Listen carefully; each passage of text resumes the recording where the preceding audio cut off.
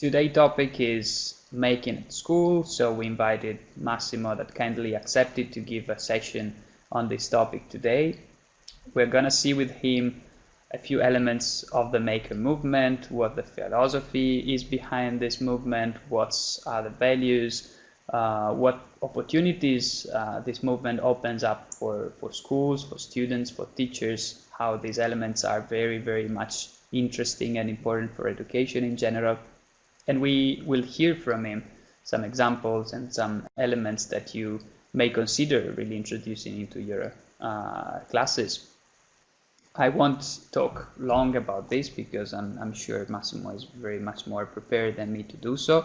What I want to do is just to mention a couple of things. So we are promoting this seminar for two reasons. One is because we are in the middle of the first European Maker Week, so it's a big event reaching out to all the countries in Europe and beyond, where people are trying to promote projects and activities connected to making. So you can also see on the website what's going on in more than 500 events around Europe, and you can take part to some of those.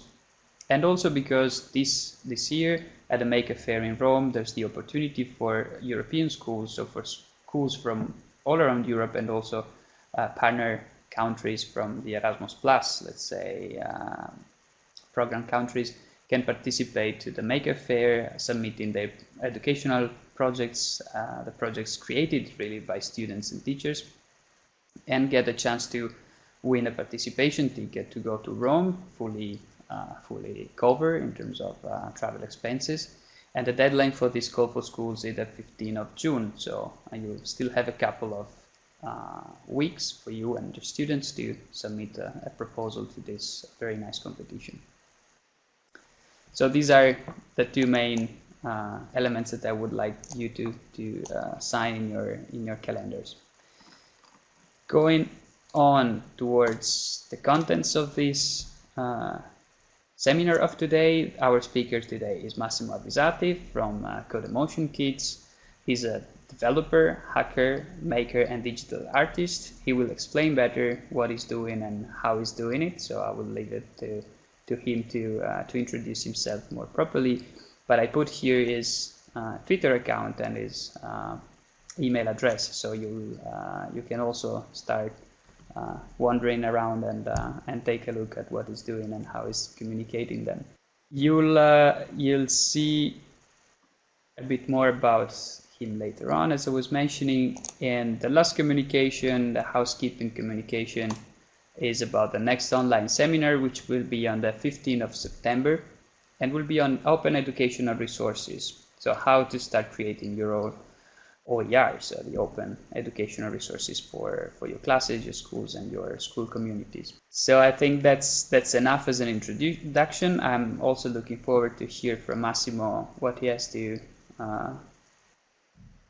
introduce us to. So I'll just switch to the next presentation, his own, and I'll leave the floor to him directly. Again, as I mentioned, if you have any questions, please type them into the chat. I'll take care of recording all of them, and then I'll ask them to Massimo as soon as he has finished this presentation. Okay. Hello, everybody. Thank you, Tommaso. So the topic that we are covering today is making at school. So it will not be a very technical webinar. I will try to focus on some topics that I think can be very useful and interesting for you. And okay, let's start. First of all, I work in a company that organize courses about coding, electronics, robotics, and digital creativity in general.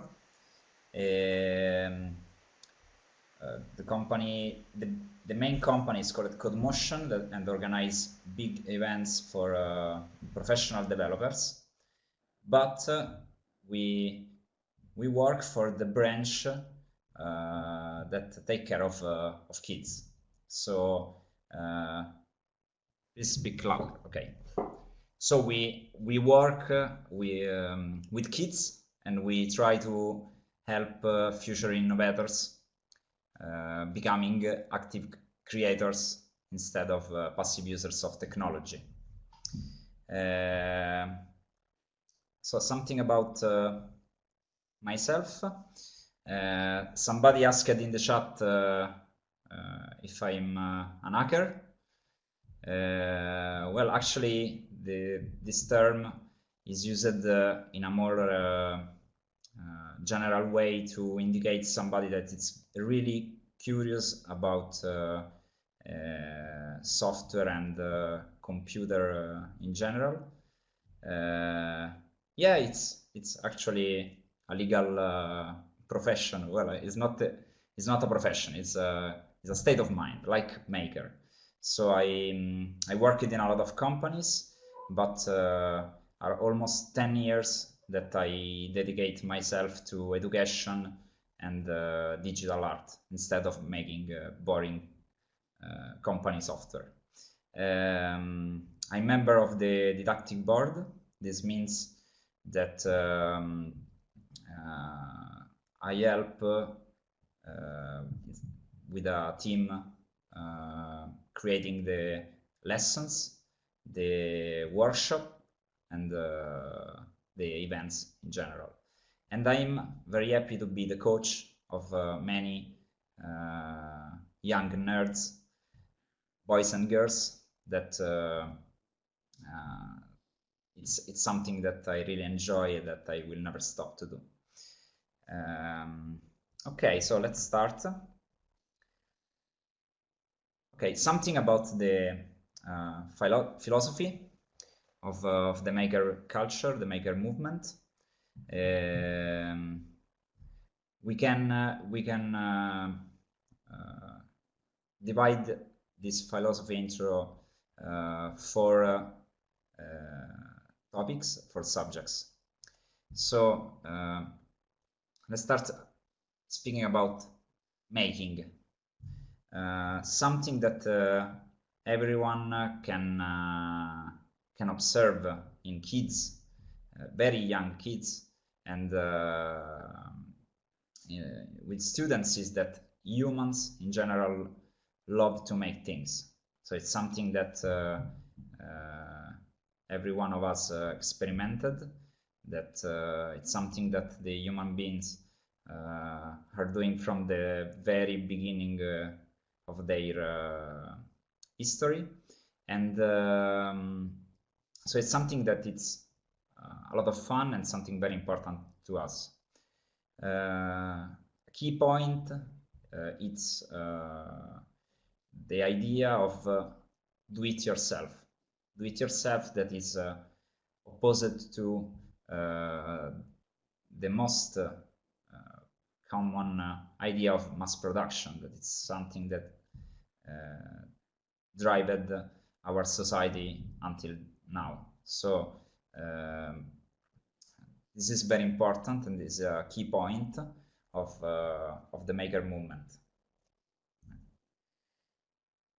So we are speaking about school, but learning is a process that is related to the maker movement. It's really one of the basic concepts behind it.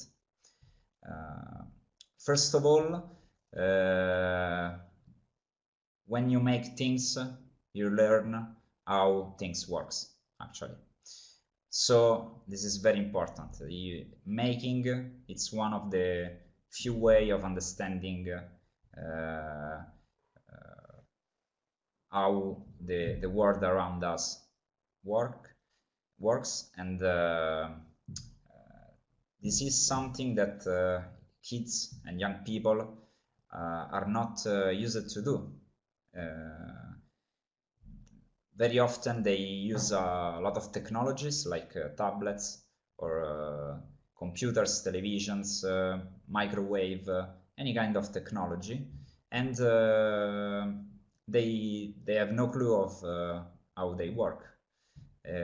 Even worse, they don't ask themselves how technology works. So something important when you teach your kids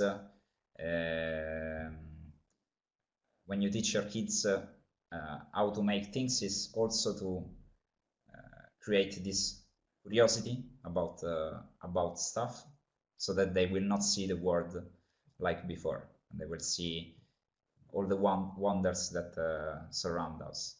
Another key topic is real life problem solving.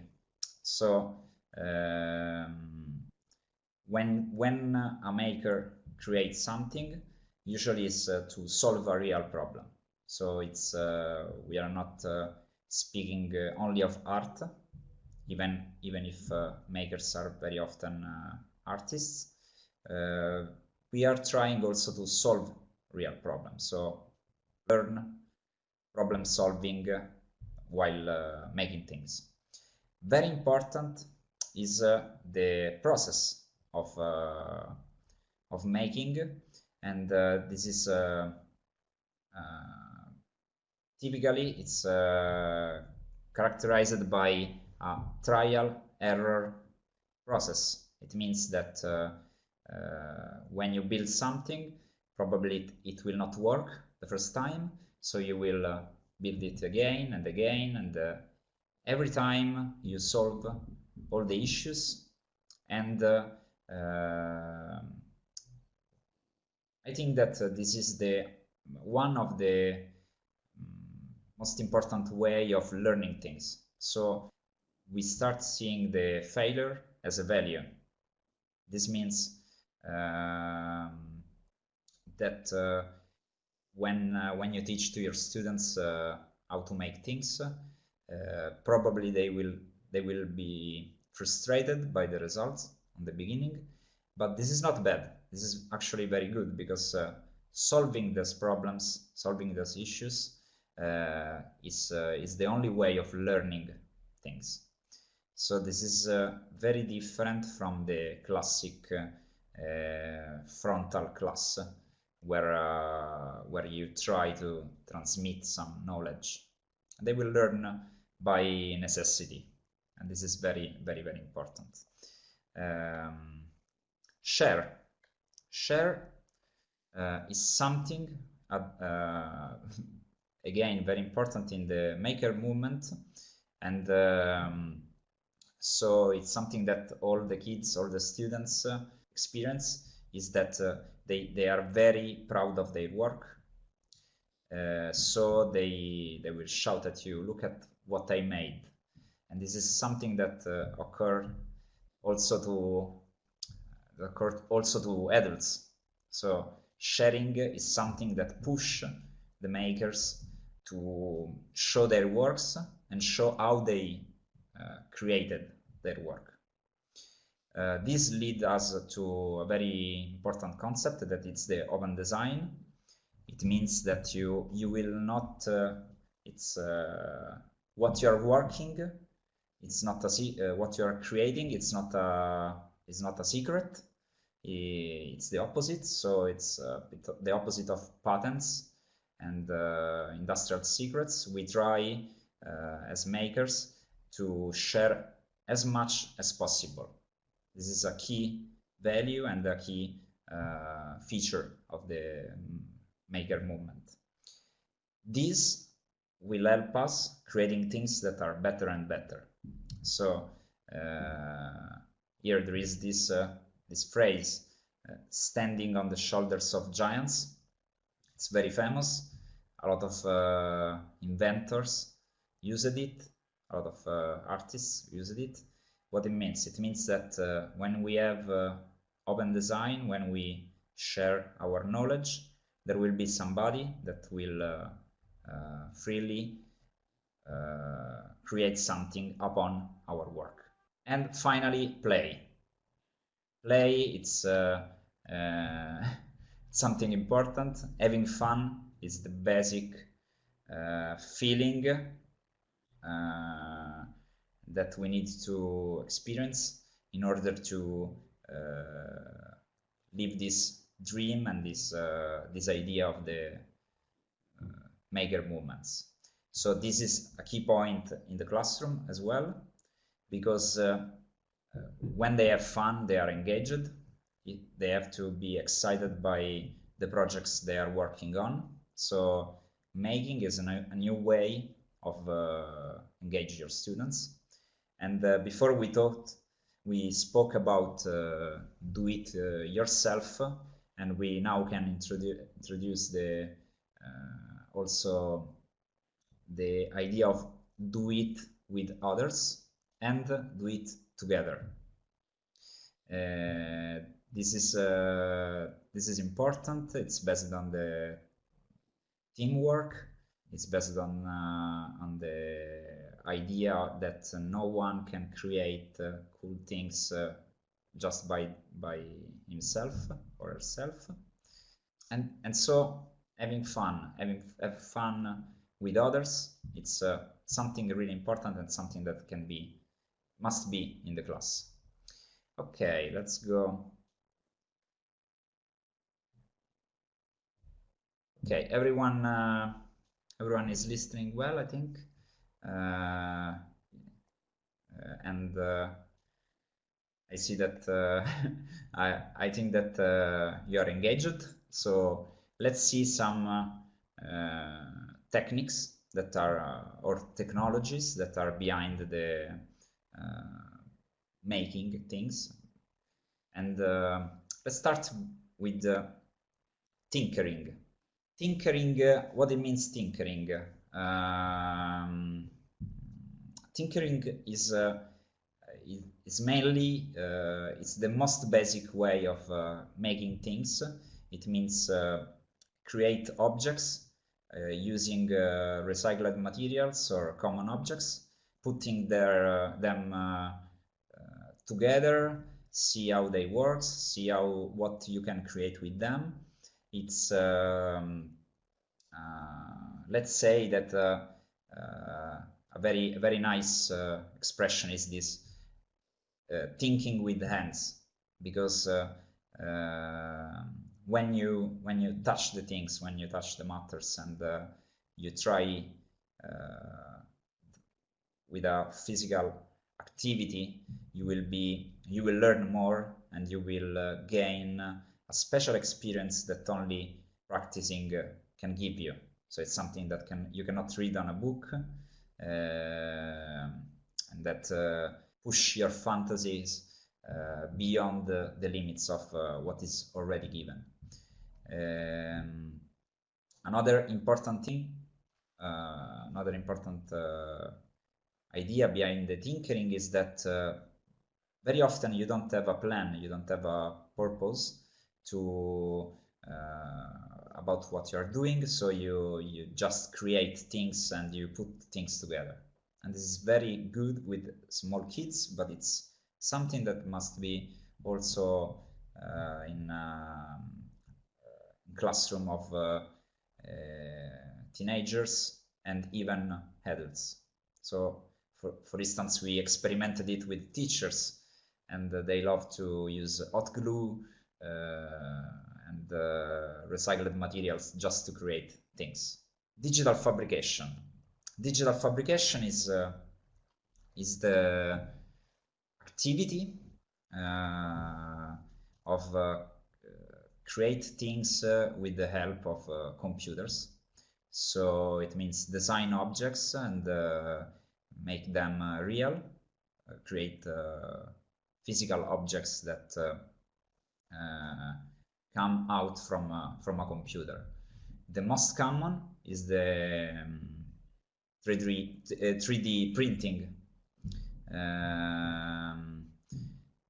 3D printing, it's one of the most famous new technology. It's not the only one. The source of your work will be a 3D model, so it's something that is not so easy to use, and they are pretty expensive. So it's something that you should start using only if you really plan to get into this world, and you need a lot of training to use it. Laser cutter is another kind of machine. It's basically is a machine that can cut the materials using a laser, and with the 3D printer you start from a 3D model that will become a real objects.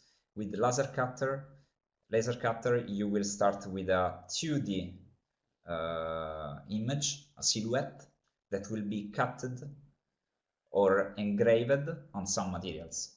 I have got here an example of this. I don't know if okay, let's see if Tommaso, with the help of Tommaso. Okay, so as you can see, this is just a layer, just a plain material that was cutted according to a picture given to the computer. So it's not something that came out like a 3D model.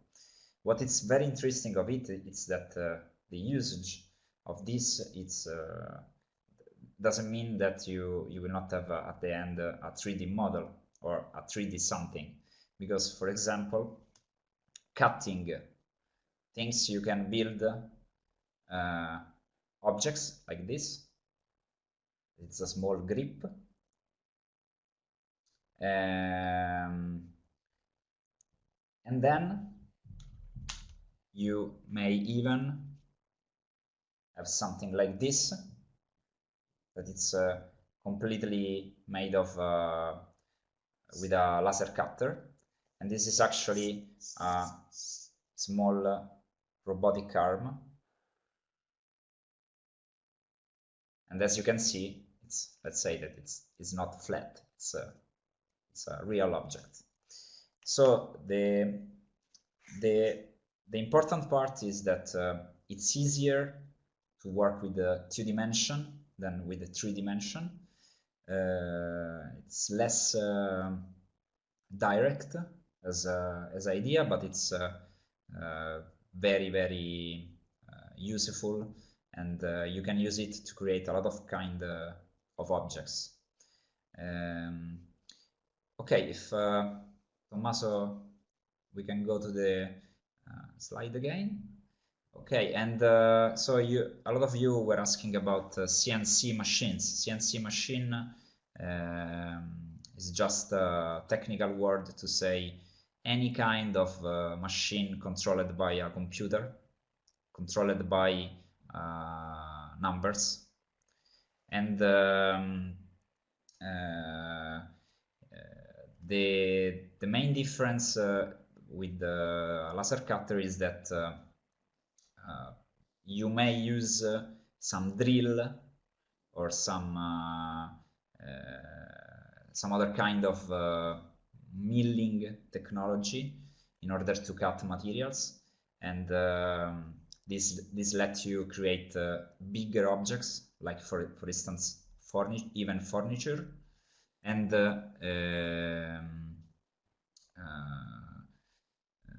it lets you work with many materials. Laser cutter are a bit limited with materials, while CNC machines can cut metals, very thick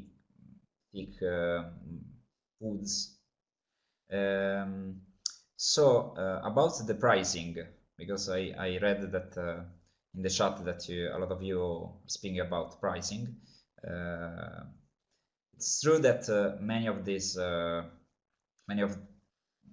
technologies are very expensive. Right now 3D printing, it's the cheapest, and we speak about 500 euros at least just for the smallest and the cheapest one.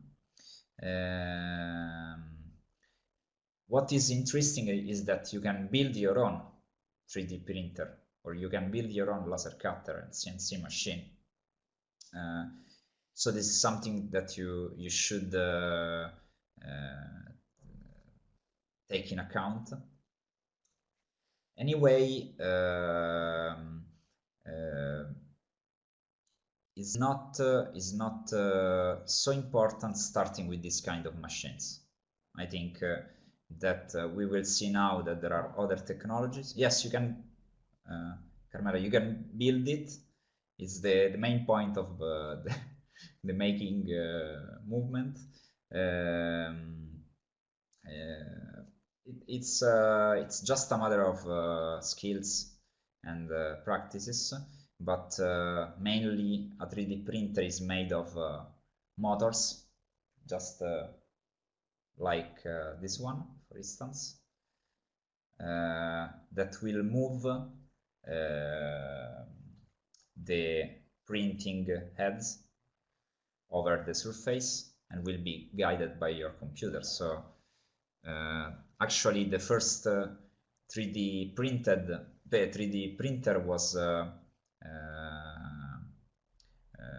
was meant to print itself to replicate itself. So this is a very, very interesting point. And also I think that the European community slowly will help schools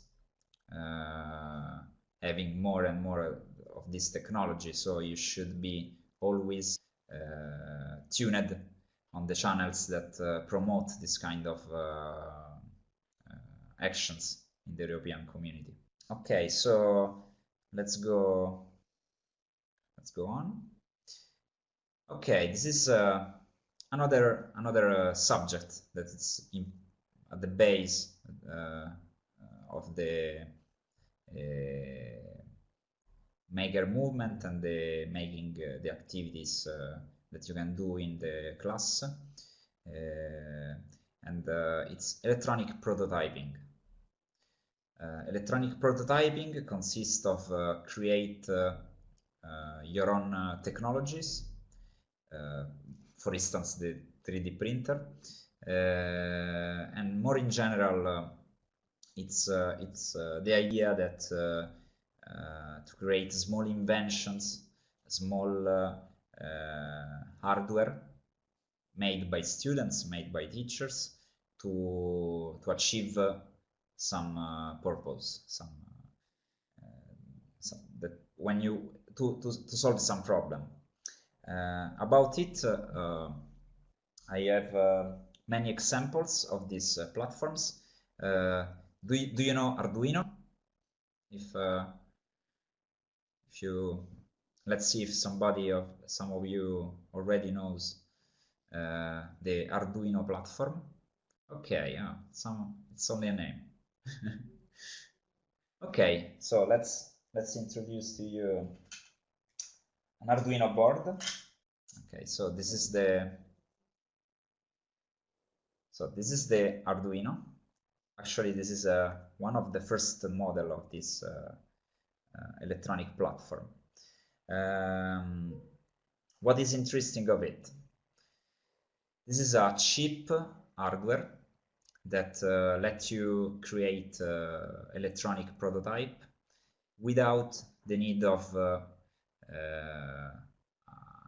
real factory to build circuits. So as you can see, there are, I don't know if you can see it well on the webcam, but I think so. Yeah, thank you, Dalibor.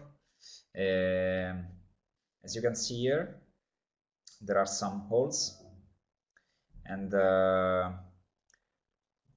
this also acts as a plug for input and output, and this is a small computer, simply. So you can program it, and then you can create your own hardware. Adriana asks what age may be used. Well, the hardware itself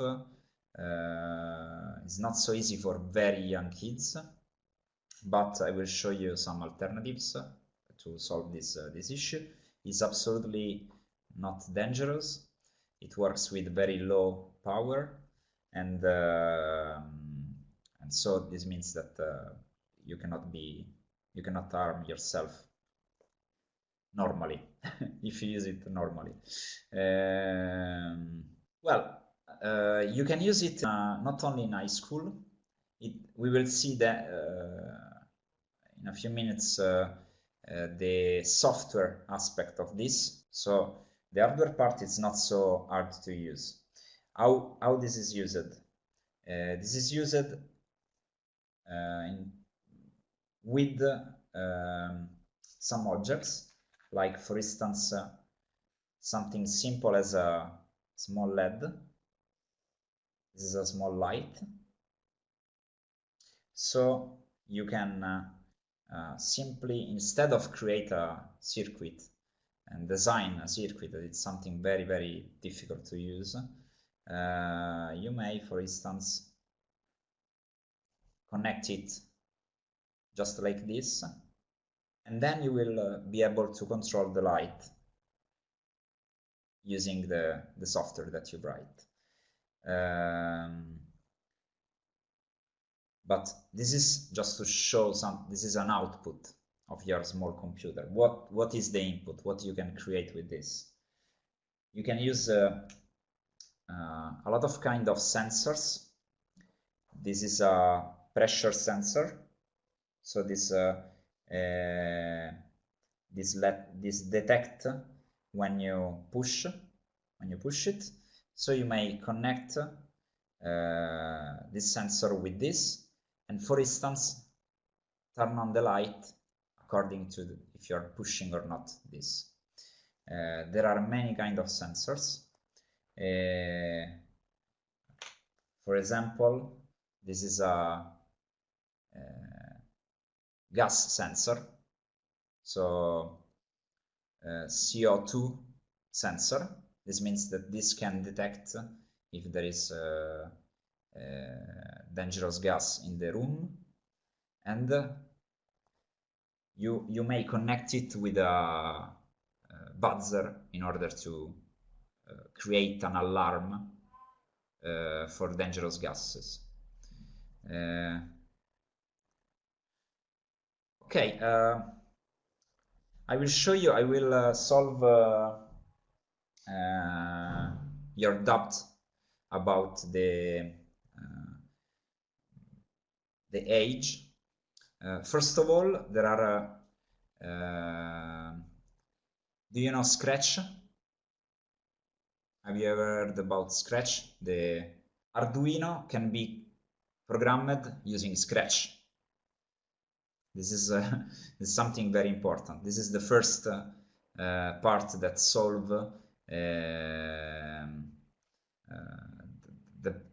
something that it's really important to know, because this will let very young kids create electronic prototypes using software like Scratch, that it's suitable for them. At the same time, so this is the software side of creating an invention that uses sensors, lights, and motors. The other side is the let's say the manual part, because it's true that there are some objects that are very difficult to connect one another. You should be aware of a lot of things before to start working, but there are a lot of solutions for this problem. For instance, this is it's called a shield. So it's something that you can plug into your Arduino. It's called shield, and for instance, these objects will let you, instead of having a lot of kind of sensors and very small part like this temperature sensor, it's really small and hard to use, you will be able to just plug things, and this is really easy, as you can see. They are normal plugs, and you can plug and play. On the other side, for example, here we have one of my favorite sensors. It's a moisture sensor, so it can measure the quantity of water inside the terrain, let's say a plant, for example. And so you can imagine that creating and measuring if there is water inside a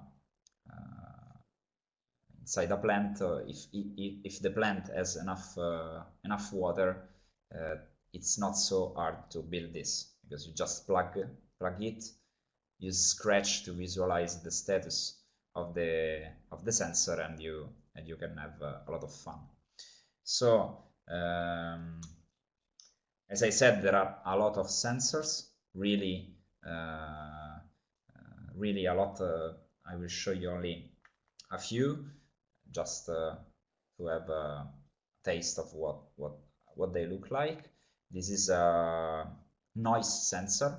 This can detect the if there is noise in the room. This is an accelerometer, so this means that this can detect if you move it on one side or the other. And this, can you hear me? Okay. And this will it's like what is in your smartphone. It means that you can create software that can detect if something is moved and in which direction. So this is very nice to create interesting interactive objects with movements.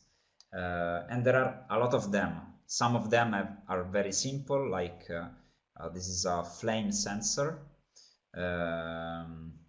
As I said before, this is a temperature sensor that will convert electric signal into the temperature.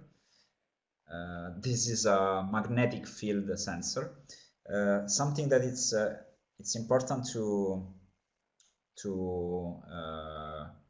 point out is that some of them are really basic components like this, and they cost really they are really cheap.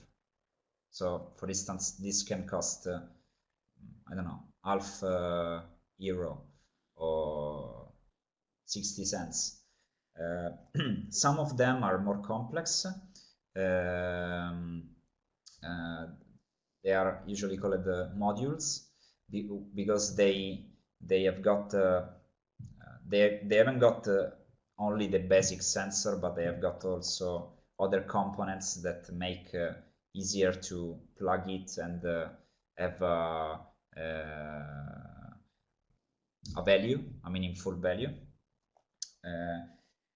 and so on. So there are a lot of kind of sensor. There are a lot of way of plugging them into the Arduino.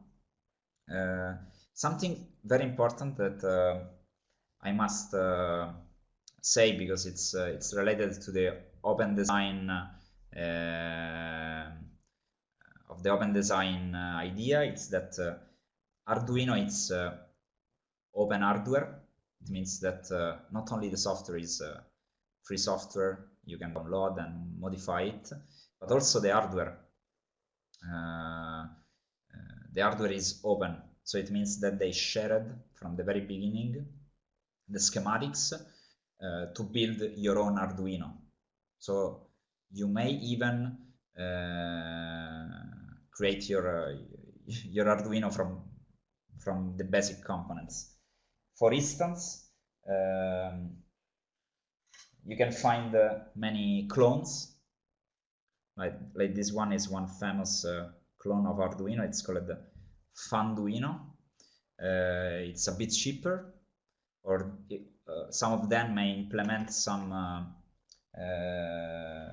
specific features or some ideas that were not in the original project. Like, for example, this is a very interesting clone of Arduino. It's a Japanese one.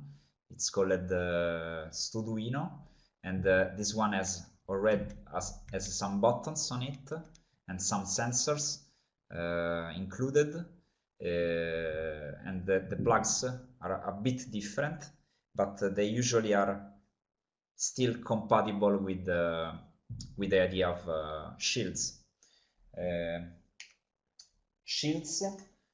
The shields will help you a lot because they are like I said before, they are like a sandwich that you can plug into your project, and there are a lot of kinds. For instance, this is one that was created a few years ago with the team of Arduino and the Spanish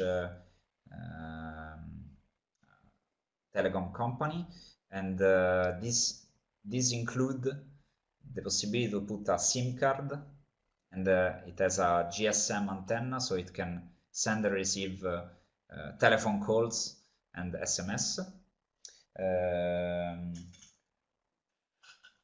This one, for example, is able to control a lot of motors, and it's used to create robots, for example. And you may even create your own shields. For example, this is a shield that I made with some students. So as you can see, it's something that can be plugged into the Arduino, and we needed a simple pad in order to play video games, and we created it by ourselves. So Arduino is not the only. Yeah, the Grove starter kit is what I showed. This is the base, and it's very good for to make prototypes, a bit easier than using normal sensors. There are things a bit more advanced than the Arduino, or a bit different. Like, for example, this is the famous Raspberry Pi. It's this is much more a mini computer. So this is capable of you can connect it to a HDMI, to a monitor.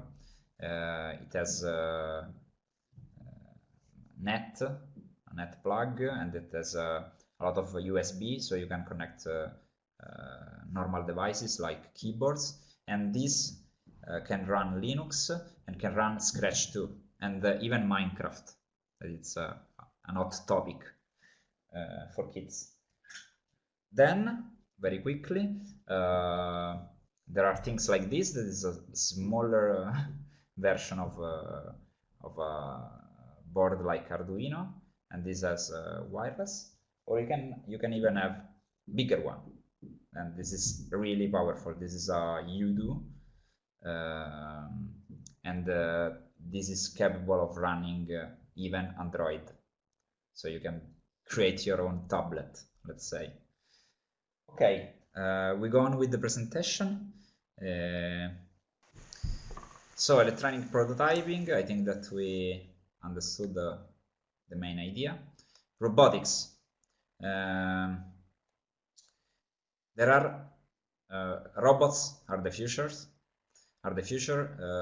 Kids and young people probably will live with robots, and so it's important to teach them principles behind robotic, and there are a lot of kits that let you do it. Some of them more expensive, some of them more complete. for example, there are very interesting Lego kits,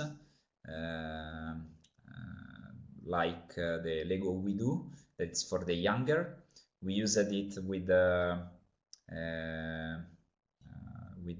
pretty young girls and boys, and it's a lot of fun. You can animate Legos using Scratch. Then there is the Lego Mindstorm, that it's a more advanced with more sensors and more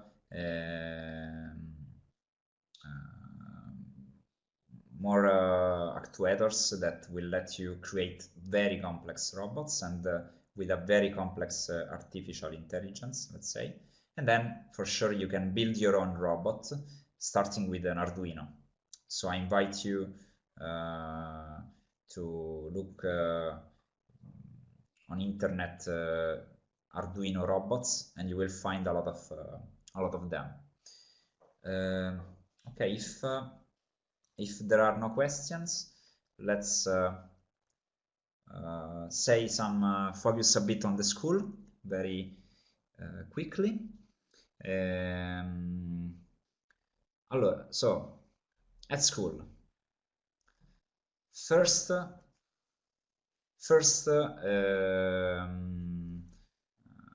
something that I think that it's really important to understand, especially if you are a nerd teacher, the technology is not the it's not the target of your work. We don't want to create users of technology. We don't want to create enthusiast buyers, customers for big companies of software and hardware. So what is important is not only learn to make, but it's make to learn. This is a key idea, because making things you learn something that is not only related with the technology. It's related in the way of how you feel and you read the world around you, and how you use the technology and any kind of materials that surround you. So that's why it's so important tinkering. That's why it's not so important to buy very expensive technologies. Start small. We'll see it in a few seconds. Okay, so this is something that we must keep in mind. Again, at school, the key is engage students. So they will when you, for example, if you speak about robots, they will literally go crazy about it. If you are if you find a way of relate this kind of subjects into your curriculum, you will be really surprised of the effect that it has on students. Let's say, for example, you can create an installation related to some scientific projects. The students will actually learn a lot doing things, making things. This is a key point. And also, as we said before, the do it with others, do it together idea, it's at the base of this engagement. This is important, something that I think that it's interesting for teachers. You can, with this kind of knowledge, you can create your own tools. We're speaking about tools that can be used in the classroom, like for instance sensors. A few days ago I spoke with a teacher, and she was when I explained that some sensors cost a few cents, she said, but why our labs at school cost so much, our chemical labs or physics labs? And this is actually funny because very often at school we have got machines, labs that are very expensive, while we now can create them. Yeah, it can be difficult, but there is a lot of work already done. There is a lot of open design, a lot of free software, and so it's not so hard as everybody believes. And again, we can save a lot of money. So this will help also the principals of the schools helping you. Okay, so very quickly, because I don't know how much time I have got, more less left. Let's make an example. So this is, let's say that you find interesting what we said here, and you would like to take something in your school, in your classroom, and so getting started. How can we start this process of taking the making culture in the school? Okay, first of all, starting from scratch. This is a something that I love to say. Scratch is one of the main educational projects around about coding, and coding is the base of almost all technologies that we have. For instance, you cannot create a robot without putting a software inside of it. You cannot create an invention, electronical invention without coding. So Scratch is really important to learn, and the MIT is now also working with Google to make it even more usable and even more suitable for tablets and new technology, new platforms, and it's one of the few programming language where you can tinker. It means that usually when you code, you must learn a lot before. You must have a lot of knowledge, previous knowledge. With Scratch you can tinker, you can put things together and see what happens, and this is very important. And Scratch is one of the few tools in coding that let you do it. App Inventor is a very good example. There are a lot of projects, and there are more and more. A lot of robots, for instance, are inspired by Scratch on the coding side. I love App Inventor. We used it a lot, and it's a lot of fun, because you can also use sensors on your phone or on your tablets, or connect with the maps or websites or information online. Carla, App Inventor is a platform. The programming language is a variant of Scratch. It's something inspired by Scratch.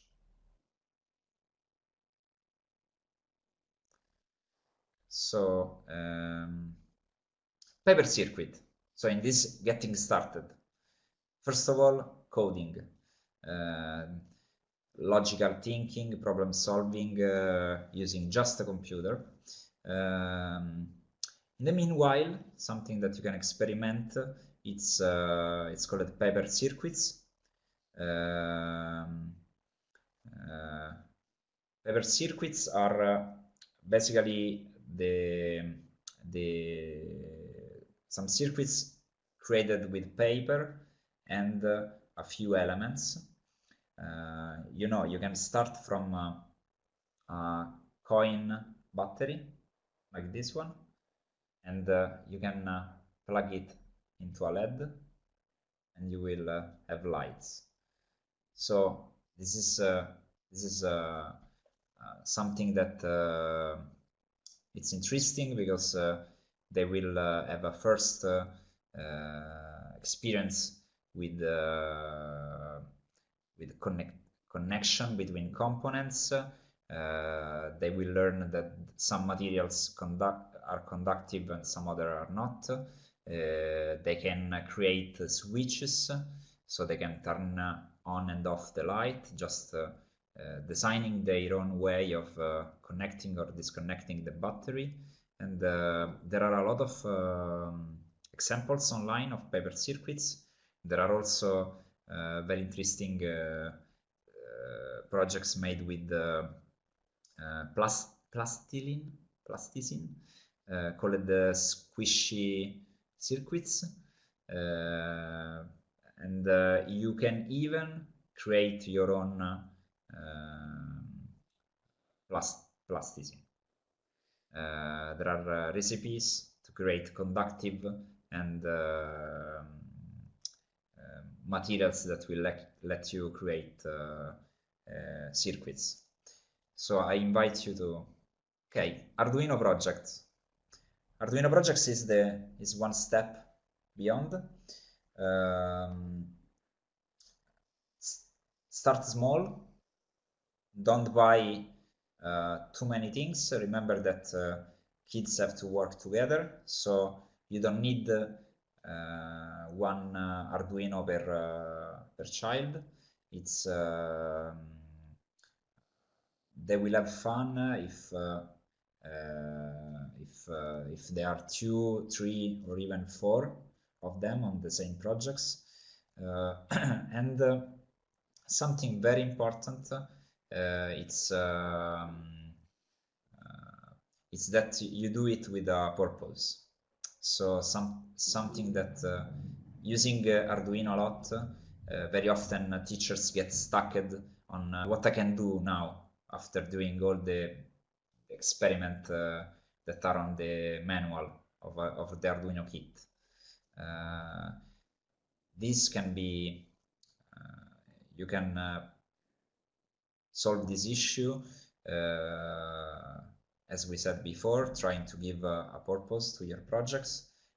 Would it be a smart plant, or some sensor for the light in a room, an alarm, whatever, but the important is giving to your kids a project to do, or even better, trying to follow their design idea and buy components only after they designed some ideas. So make some experimentation and then ask them, what would you like to do? What do you need to do your experiments? And then buy this kind of things that, as we said, are very cheap. Okay, so yeah, circuit scribe, it's nice too. I suggest to start with inexpensive materials. There are very good copper tape that are very good for the paper circuits. Another platform that I forgot to mention before is the very famous Makey. This is a sort of input device that you can plug into your computer, and it becomes it's read like a keyboard by the computer. So simply connecting with this kind of easy to use alligator clips, so you can plug them into this board, and you can then connect any kind of conductive materials to in order to have any kind of input device made of physical world. I write you in the chat the name of this platform because it's really interesting, and I suggest you to see it. It's a very good starting point. It's not so expensive, and yeah, the banana piano is is a famous installation made with Makey Makey. It's not the only one. With one Makey Makey you can have enough fun for one classroom, and I suggest you to use it. So Arduino Projects, paper circuits, we said. Then robotic platform. About robotic platform, to get started, my suggestion is to experiment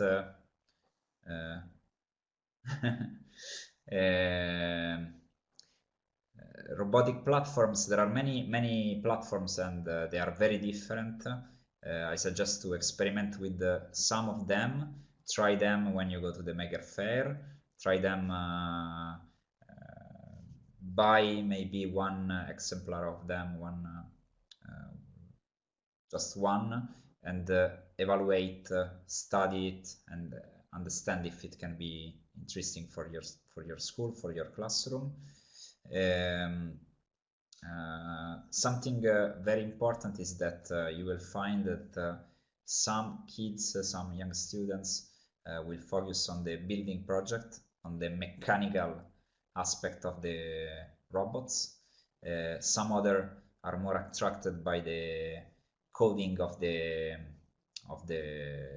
software that drive the robots, and very often it's good to make a team of a builder and a coder so that they will work very well together. One will build the robot and the other one will give to the robot the intelligence in order to achieve things. Ciao Marina. Ok, last some tips and tricks to finish this small talk. Don't be in a hurry. Keep it simple, keep it gradual. It means that you don't need all the tools all together. You don't need to build a Fab Lab in order to start creating things. So, but the important part is get started.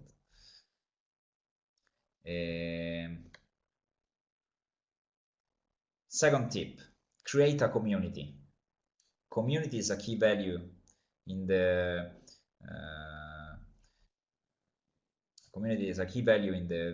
maker movement, in the maker culture, and so as soon as possible help your students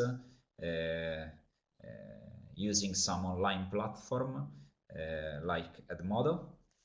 It's very nice. It can help you creating this feeling of be part of a bigger group, and also kids and young people are used to be in a social network.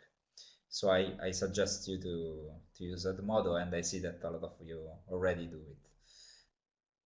So also the Scratch community, it's a good place where where to build your community, creating studios, galleries of projects of your students.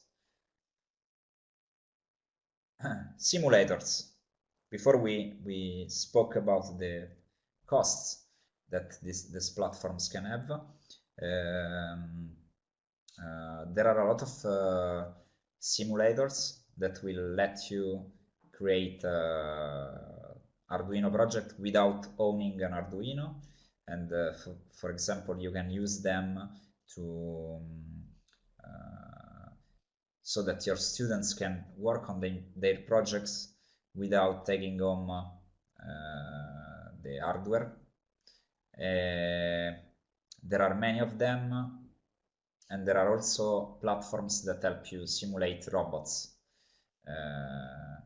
Even very expensive robots, like the famous Now or Pepper, that are two of the most interesting projects, have simulators that will let you program them without owning one of them, that can cost more than 5,000 euros.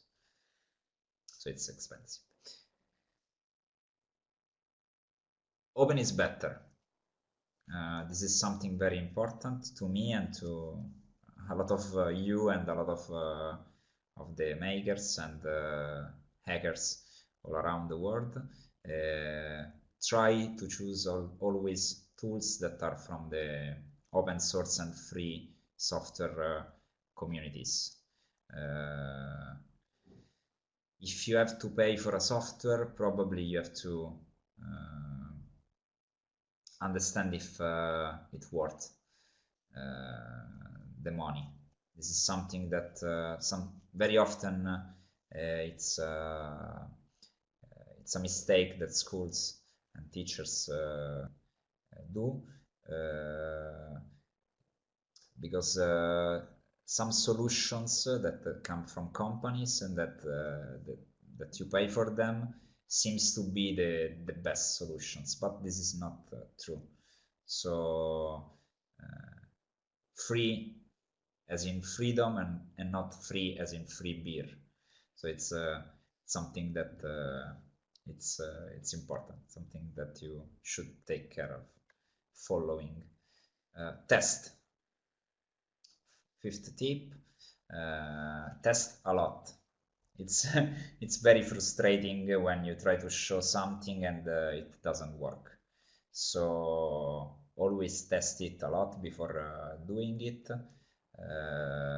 Take time, try to participate to workshops, join forces with other teachers and students, making a lot of tests of everything, of software, of hardware. This is something that is very important in the life of a developer in general and of a teacher and student too.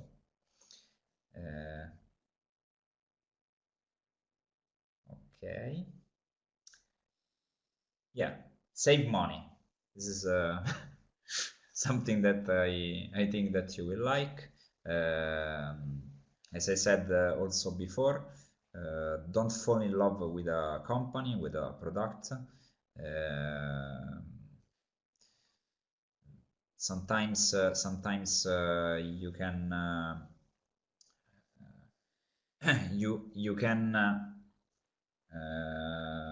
you can think that buying a lot of tablets, for instance, to your classroom is what you need, but actually it's a lot of money. So before doing it, try to find some alternatives. Always start small, and also choose, as I said before, wisely your tools, your platforms, your softwares, your robots. Research and development is not time wasted. Okay, this is an invite that I do to you all. It's something that your students will probably have in their life. It's the idea that you never stop learning. With technology, this is particularly important because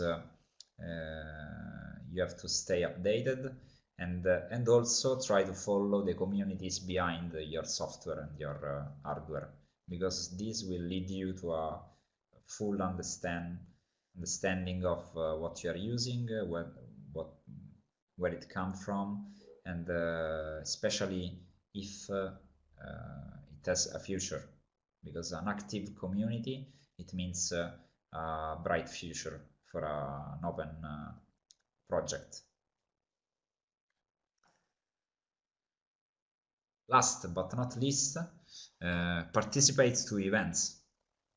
There are in every country, at every level, for free, paying.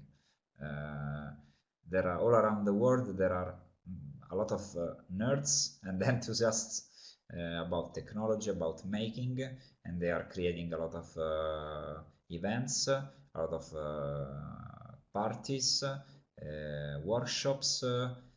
So try to find something in your city and participate to it as a teacher, but also as with your students, with your class. For instance, I invite you all to read the Maker Faire Rome call for school. It's a great occasion. Suggest it to your colleagues that may work with technology, and see if there is in your school an interesting robotic project, for instance, Arduino project, and suggest them to fill in the call for school, because it's a great occasion, and again, it gives to the teams a purpose, and they will love to participate to something so big like a Maker Faire. So I finished. Big thank you to everybody. Tommaso. Yes, thanks a lot, Massimo. I think that's, well, that was great, very inspirational, and I think you saw already quite a lot of replies, questions, and the reactions from all the participants. It was very brilliant. I think you also replied to more or less all the questions, so, and we don't have much time to go on, but I think, again, one it was kind of an interesting question is, could you use the boards, these platforms again? And I think the idea is exactly that. So you can definitely reuse all those elements that you used to create to assemble something. It's very much behind the thinking of the maker movement and what you presented. I think you left all the teachers with a lot of food for thoughts. They can do their research now and try to see how these very complicated things, but possible things, can be realized. So I think many of them will do.